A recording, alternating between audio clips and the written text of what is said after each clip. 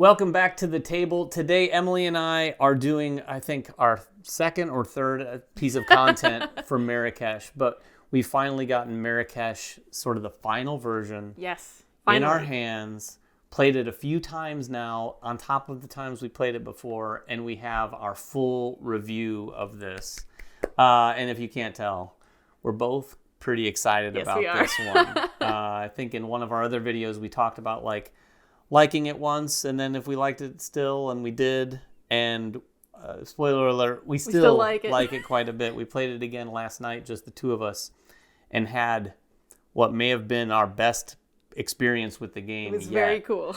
even at 2 players. So we want to tell you a little bit about it, but we have a couple videos, like I said. So there's a whole playthrough video. Mm-hmm. We did a tour of the game, which is a very thorough explanation of all the different sections and what they do. So we're just going to gloss over that. I am also going to move the tower out of the way right now so we don't knock it down. But this is a very integral part of the game. And it does one of the big things in this game that I think is one of the reasons I like it so much. And that is it adds, I don't want to say chaos, because chaos turns a lot of Euro fans off. But it adds some excitement and adds the reveal to the game in a major way. And that's just one aspect of it. So what you're doing in the game, this game doesn't fall into too many categories, really.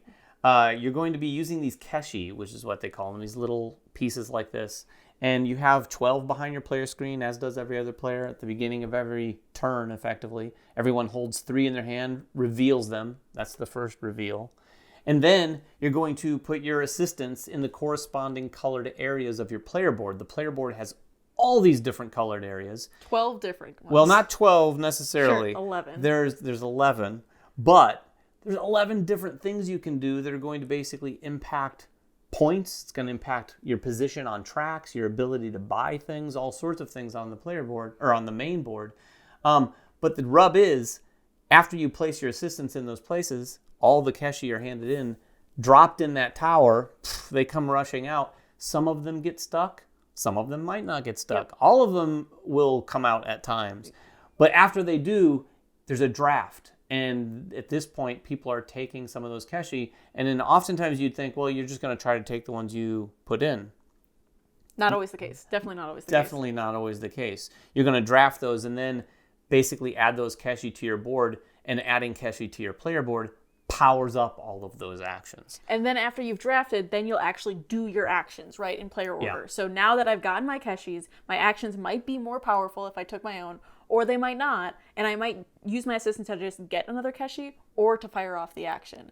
And I have 3 of those that I'm doing. So there's a lot of planning that goes into it of like, okay, I can do this action first, but this will give me a keshi for the next action I'm going to do. So I need to make sure I do this one first before the next one. And all of it goes into the planning and kind of little combos and little kind of like handshakes you can do between the different areas just on that part of your turn alone. Yeah, the connections or handshakes, as she said, between the different things that you can do in this game are tremendous, because when it comes to another one of our, I think, favorite things about the game are the puzzles that you're solving throughout your turns, where you're like, okay, I need to get this thing, so I'm going to put in a gray keshi so that I can maybe get this tile, which will give me that thing. You do that, guess what? I took your gray keshi. Someone else took the gray keshi. So now you're like, well, okay. Well, I didn't see this. I could use my pink keshi and activate that and get this that gives me this other thing. It achieved the same thing. And solving those problems throughout the game in different ways and finding those solutions, hands down, one of my favorite things about this game. And the game gives it in spades. And it's not in a very abstract way of like, there's other games that do this. I've played Teletum recently where that happens as well. But it's always happening with these bonus tiles you have. It is really the one avenue. And there's a wide variety of those, but it's the one thing. In this, It's everywhere. All these different things that are happening. So it's really just a fascinating puzzle to solve. It's a big web, basically, right? Where you have all these different points and they're intersecting at all these different points, literally creating like this web-like thing on the board. And you're trying to figure it all out at once and try to say like, well, I can't do everything, right? Because like mathematically, there are 3 rounds. You play each color once in a round. So you're only going to play each color 3 times in a game, right? But you have to play it at least 3 times in a game too. So you're thinking about like, oh, I'm just going to go straight really heavy on the river blues and I'm going to go heavy on gray. But you can't actually just do that. You are Right. forced to take the other actions. And even if you just did grays and blue, you're not going to get enough of them. You have to find other ways to get them through these little combinations, by taking some of the ones David puts in, or by doing some of these slick little moves to actually fill them out in the end. Yeah, not to mention there are all sorts of carrots constantly dangling in front of you, so that the psychological game of like, well, this is what I wanted to do, but look at this. Now. And this can happen in a few different places, one of which is when you have those keshi dropped in the tower and they all come out. You might have put in that one gray and you really wanted it, but other people put in a bunch of pink. And there's 3 pink. Now, you can't take all 3 on your turn, but you can take up to 2 keshis of one color when you're drafting. Which is huge. And if you're like, well, I could you get my gray, but boy, if I got 2 pink right now, yeah. I could do something bigger, maybe next turn, probably not this turn necessarily, but maybe next turn or on a future turn. And again, every time you're putting more keshi on your board, you're just making the rest of your game in that category stronger. Not to mention, 2 other people put those in there. Yep. They may have wanted them. Yep. So you're negatively affecting someone else's game. And then the other carrots are the things that are out here on the board. Yes. You're constantly looking at the board. At the beginning of the game, there's all these scrolls, and there's one area of your player board, one action that you can take that lets you even interact with this area. And there are some very low-cost ones, some medium-cost ones, and then some very high-cost ones. And in fact, these you'll not likely even be able to consider until the third Very of late in 3 the game. rounds, very late in the game. But you see some of these, and a lot of the mid-range ones at least, and even some of the low-range ones, they'll flaunt some ongoing powers that you're like, ooh, that's oh, pretty good. If I get that early, I could abuse it for the rest of the game. So you've got all these different factors kind of entering into your decision making. And then again, it always comes down to, well, what are your options? Because they're Right. not always the same with coming out of that tower. But you find yourself taking these actions turn after turn, and also building up opportunities to, well, not opportunities, but more like if you've ever played a game and thought to yourself, oh, I'm just going to go hard on this. Yeah. And I'm just going to go river, I'm going to do this. And you can do that. You can do that in this game. But if someone takes those keshi, if things happen in such a case where you're like, oh, that's not working out the way I thought it was. Exactly. You might have to pivot. And on top of that, sometimes you'll find yourself proactively wanting to pivot. Right. You get some opportunities where you're like, oh, well, I thought I was going to do this, but it just so worked out that I've now got, 5 gray keshis. Yes.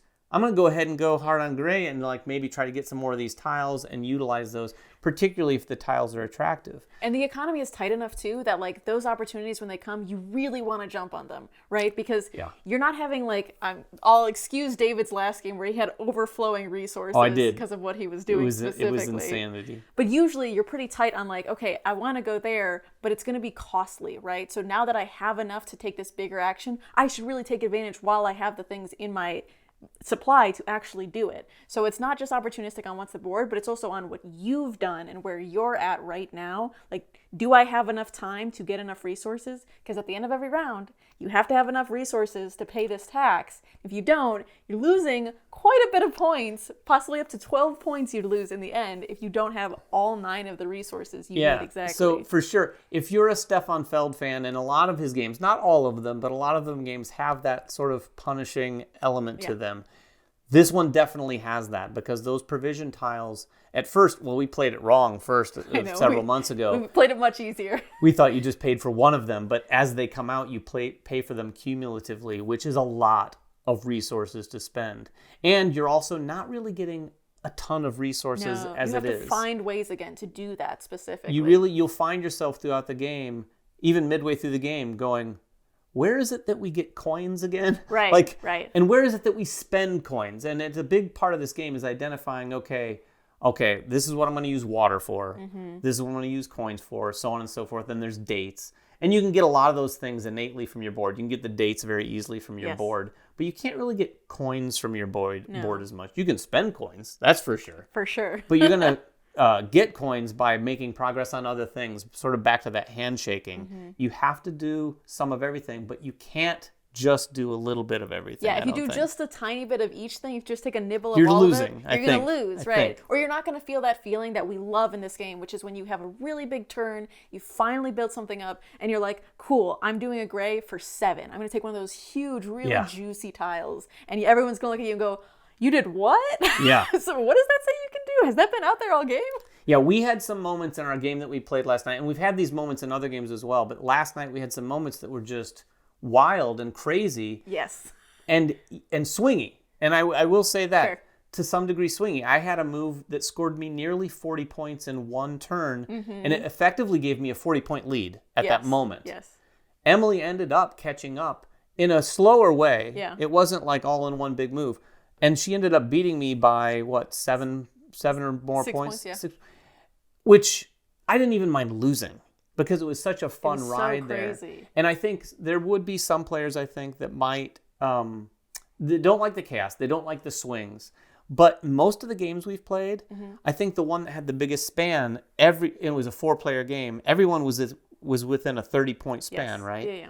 So, and that was a 160 to 130 with a couple people in between. So when you think about that in terms of the number of points that are being scored, that's like 16 to 13, Sure. which doesn't feel as much of a span. That feels about right. Yeah, what I would say is it's a drawback for me. For some people, they're going to see when someone starts taking a lead and say, like, how are they taking such big turns, right? Like, how are they doing so much? And you feel at dejected once? a little bit. Yeah, maybe. and you're like, I must be playing this game wrong because I can't do as much as they're doing.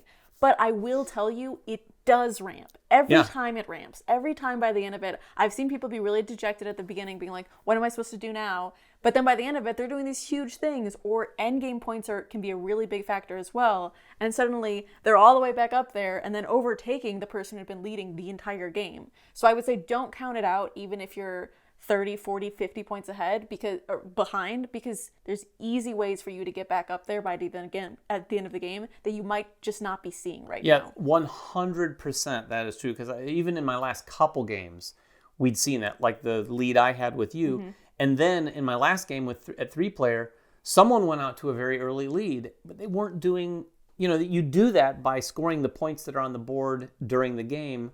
But if you're doing that, you're probably not doing some of the Everything's things. a trade-off. It is a bit of a trade-off, and those endgame scoring can be huge. It was one of the ways you caught up.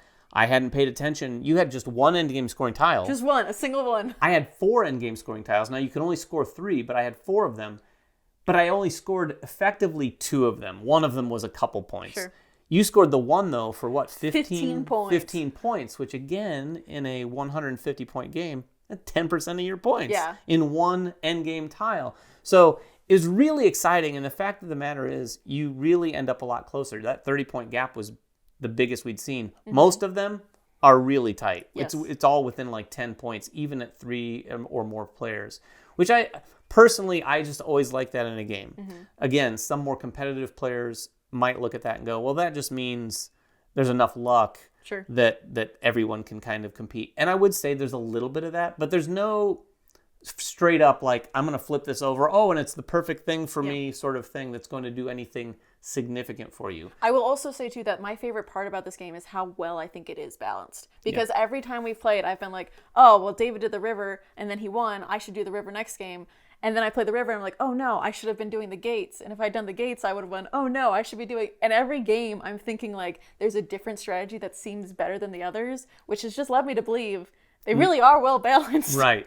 Now, there are some ones that you participate in because the way the game is designed, it's just built such that you're going to be doing it more often, so you're bound to participate in it.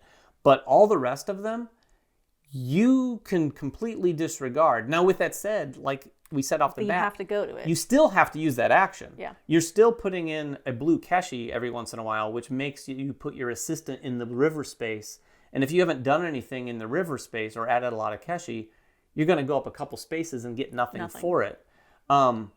So there are some sort of constricting things where you have to make your choices and say, you know what? I'm not going to do the river. In our game, she clearly wanted the river last night. But I didn't do the date farm at all. But she didn't do the date farm, and I filled my date farm. Yes. Which led to me having a situation where I had just like barrels full of dates, and I spent them all for points with a very opportunistic tile that had come up here, or that was really sitting out the entire game, staring us both in the face.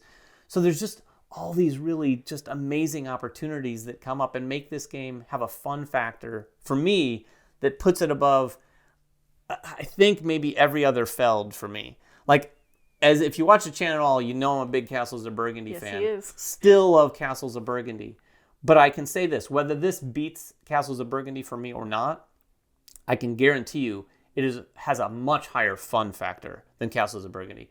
This game, of all the Felds I've ever played, has far more moments where you're like, what is happening? Like, it's just that much more exciting. It's not just the dropping of the Keshi into the tower, it's the turns that are being taken. Yes. And you really, they're just so excited, whether you're taking them or not. You just look at someone and you're like, wait, how did you do that? You're creating different economies too, right? Like for me, the blue might be worth so much, and for David, it's worth so much less. But that makes such a big difference when you're doing the reveal of here's what things I'm going to put in, and here's what things we're possibly going to be drafting on, right? That is true. The psychology there is like, if blues don't matter to me, and they matter to some, especially in maybe like a 4-player game, Yes. if there's a couple Yes. people who are competing on the river, I might just go, oh, I'm going to put my blue Keshi out this time and watch everyone fight over it while I get the grays that I want. Yes. Or something. Because player order also plays a big role factor. in that. So if you're not first to pick, you might want to use some of that psychology to kind of like mess with people and get them to pick something else. Because as much as you think it might not be the case, it happens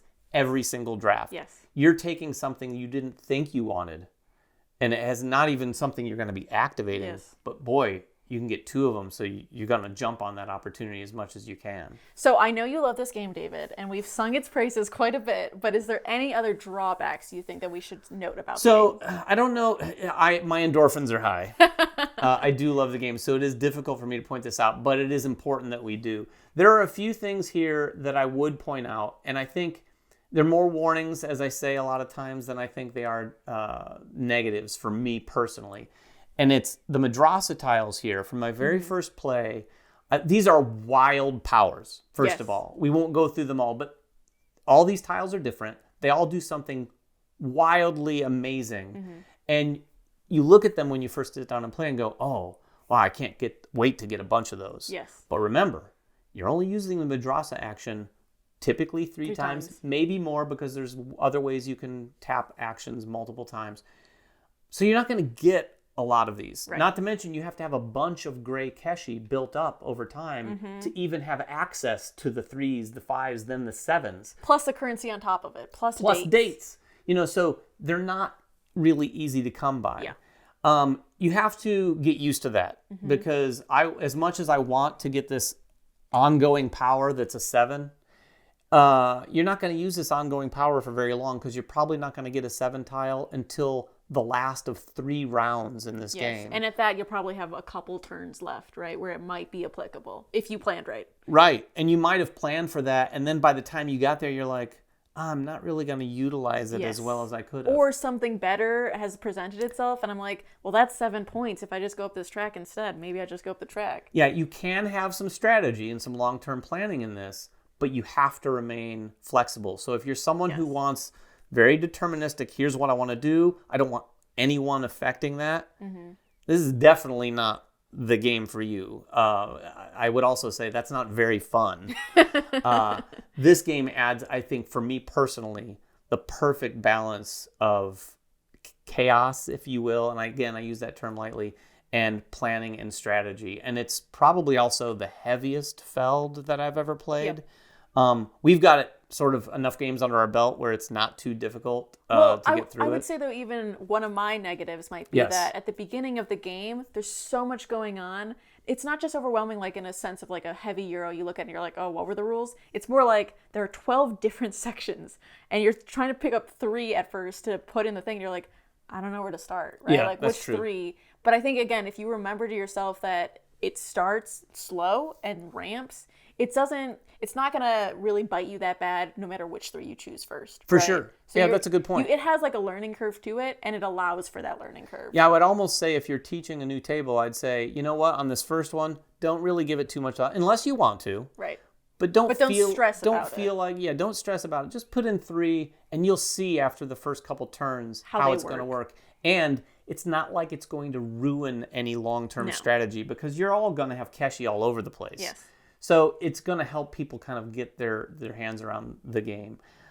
So are you ready for scores on this one? I'm ready for scores. I'm gonna let you go first. Okay. Because I'm still thinking. You're still thinking about mine. Well, I know my score, and my score for sure is a 9, which is, I know, very high. That is but big. I really like this game. I think it does a lot of fun things with the puzzles, with the player interaction, but then also with the interaction between the different spaces. Again, my favorite part of this game is how it's balanced. That, like, I love getting to do a little bit of everything in a game, but still choosing certain paths to victory. And Yeah. somehow this game managed to let you do both. Where, like, I do have to do every action, but also I still have to choose, like, okay, if I really want to score heavy and win, I have to really find a way to do that. And I love that puzzle every game. I've done different things every game, and I'm not usually prone to doing that. I usually Me like neither. to find a strategy and stick with it. But because of the opportunistic nature of how things come out and what's on the board, you do, right? It just tempts you into doing something different. And I love that feeling of playing a game. And like you had said it before, it feels like a new game, even though it's not, even though we've played it multiple times already. And I love playing new games. So of course, this is a great game for me. Yeah, I think I will reiterate what she just said because I feel the exact same way. I don't know how many, I've played it at least 5, maybe 5 to 7 times now. And the last time being just last night before recording this. And that was the best experience that I've had thus far. And there were a couple different times, multiple times during that game where both of us kind of sat back for a moment and just went, oh, I love this game. Because it was doing things. And if you've ever played a game that you really like for the first time and you're discovering that, like, oh my gosh, I just found a new favorite game. It's how I've felt playing this game almost every single time. And if you aren't already saying this to the television right now, I am giving this a 10. Wow. Now, I don't think I've ever given a 10. I don't know that carries too much weight, but I do want to take a moment to talk about whether any game is perfect. Sure. No game is perfect for everyone, but this game is perfect for me. Wow. And that's why I'm giving it a 10. I think if I had to boil it down on top of the things that Emily just said, I would say this. I've never played a very meaty, heavier Euro that did so many different things and had such a high fun factor. Yes. Like you play a heavy Euro, that's great. And a lot of people enjoy that. And I enjoy some of those as well. But they don't generally have those amazing moments where you're having a great turn and even people are positively reacting to it, or maybe negatively, at the table because they can't believe what just happened. Then only to be followed up with them catching up. Yes. And doing something maybe just as big, or maybe doing a lot of littler things that catch up as well. It's just, that is my type of experience, and that is why I'm giving it a 10. Wow. Well, let us know what you think in the comments. Was this a game you've played? Is this a game you're excited to play? What questions you have about the game? Yes, please. Obviously, we're happy to talk about it, and we'd love to talk about it more. I'll give my personal phone number if you'd like to talk about Marrakesh more. I am on a Marrakesh high. But yes, like she said, please make comments down below. Ask us anything you'd like. Let's keep the conversation going as long as we possibly can on this game. Until next time, make sure everyone has fun at the table, and we'll see you then.